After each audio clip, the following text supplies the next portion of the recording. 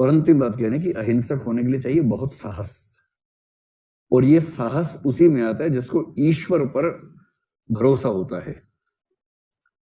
ईश्वर पर जैसे अटूट भरोसा होगा ना, इतना साहस उसी में होता है जिसको ये पक्का पता हो कि कोई और मेरे साथ होना हो, ईश्वर मेरे साथ है बस। और ये भरोसा जिन भक्तों को ठीक से होता है ना, उनकी बात ही अलग होती है, अलग ही बात रहती है। ईसाइयत में सेंट पॉल नाम के आदमी हुए, उनकी कहानी बहुत प्रसिद्ध हुई, मैंने शायद एक बार आपसे जिक्र किया भी होगा। इतने पक्के आस्तिक थे। संत तो ईसाइयत में वही होता है ना जो बहुत पहुंचा हुआ धार्मिक व्यक्ति होता है, जैसे मदर टेरेसा को संत की पदवी मिली ना, उस तरह से। तो क्या हुआ कि एक बार उनको पूरे शरीर में दाने दाने होने लगे, घाव होने लगे।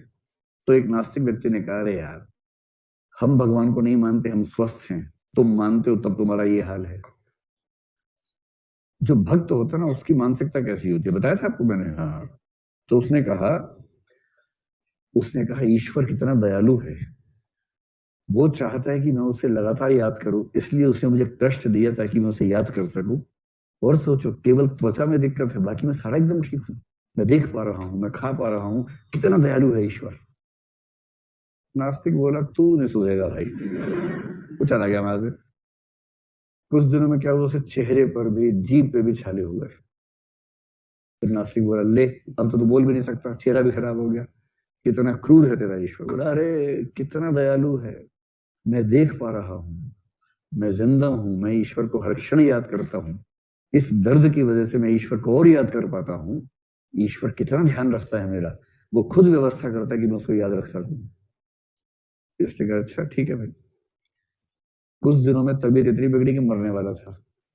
फिर वो आदमी आया, बोले, अब तो सुधर जा भाई, हम तो ईश्वर को नहीं मानते, मौज मस्ती में जी रहे हैं, तुम भगवान भगवान करते रहे, मरने को इसी उम्र में आ रहे हो, कुछ तो शर्म करो, अब तो मान लो भगवान नहीं होता। बोला, अरे यार, तुम नहीं समझोगे, ईश्वर इतना दयालु है कि मेरी मोहब्बत देख के मुझे जल्दी अपने पास बुला रहा है।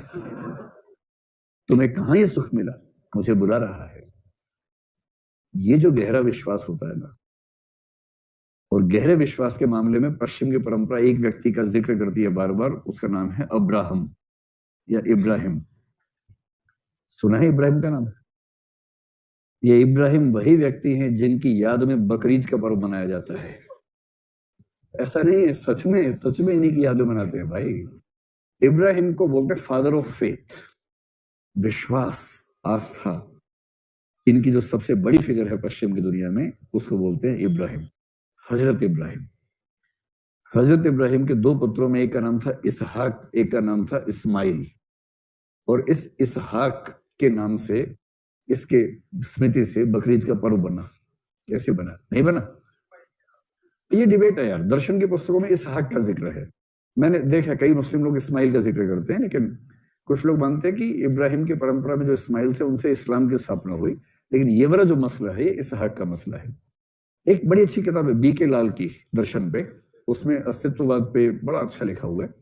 कीरकेगार्द को पढ़िए, कीरकेगार्द की व्याख्या करते हुए उसमें इसहाक की पूरी कहानी है, ये वाली कहानी। तो कहानी ये है कि इब्राहिम को ईश्वर में गहरी आस्था थी।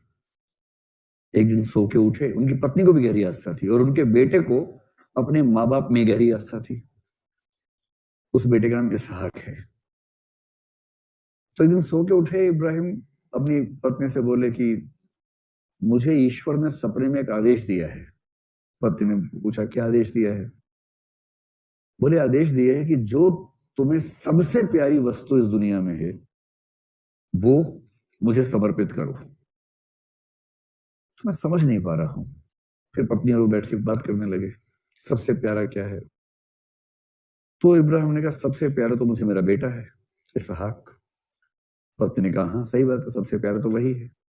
इस समय ईश्वर चाहते हैं कि हम उसे समर्पित करें।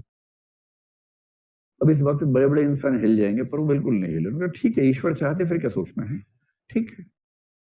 इसहाक को बुलाया कि बेटा देखो, ऐसे सपना आया था, ईश्वर ने कहा अपने सबसे प्यारी वस्तु को समर्पित करो, और हम तो तुमसे ज्यादा प्रेम किसी से करते नहीं है।